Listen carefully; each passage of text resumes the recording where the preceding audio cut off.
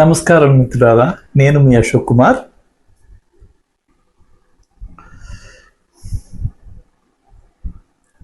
ఈరోజు మనము చర్చించబోయే అంశము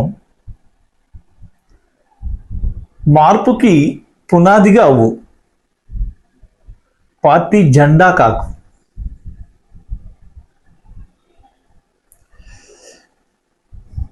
తోటి యువ కిషోరాలకు నమస్కృతులు. ఒకసారి చుట్టూ చూడండి. ఇప్పుడు ప్రజెంట్ జరిగే రాజకీయాల గురించి నేను ఆసక్తి చూపడం లేదు. దాని గురించి విశ్లేషణ చేసే శక్తి, ఆసక్తి లేదు. అయితే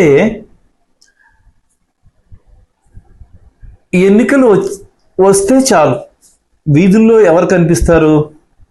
జెండాలు మోసేది ఎవరు? గొంతు చించుకొని నినాదాలు చేసేది ఎవరు? మనమే. చదువుకొని ఉద్యోగం కోసం ఎదురు చూస్తున్న నిరుద్యోగ యువతే. కానీ ఫలితాలు వచ్చి విజయయాత్రలు ముగిశాక మనం ఎక్కడున్నాం? మళ్ళీ అవే స్టడీ హాల్స్, అవే కోచింగ్ సెంటర్లు, మళ్ళీ అదే నోటిఫికేషన్ల కోసం ఎదురుచూపులు. నాయకులు మేడలు ఎక్కడానికి నిచ్చెనలుగా ఉపయోగపడుతున్నాం. వారు మేడ ఎక్కాక ఆ నిచ్చెన్ని కాలితో తన్నేస్తున్నారు. ఇకనైనా మేల్కొందాం. నాయకులకు ఆయుధాలుగా మారడం ఆపుదాం. మనమే ఒక ప్రాధాన్యతగా మారుదాం.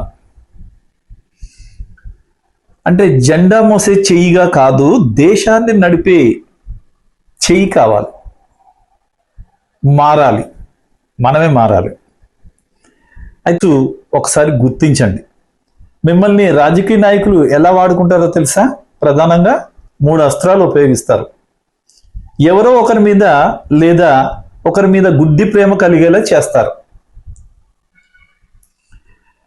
చిన్న చిన్న ప్రలోభాలు, కొన్ని వందలు రూపాయలు, లేదా ఒక పూట బిర్యానీ, లేదా నాయకుడి పక్కన నిలబడ్డామనే అబద్ధపు గౌరవము, నమ్మలేని హామీలు, మేము గెలవగానే మీకు ఉద్యోగం గ్యారంటీ.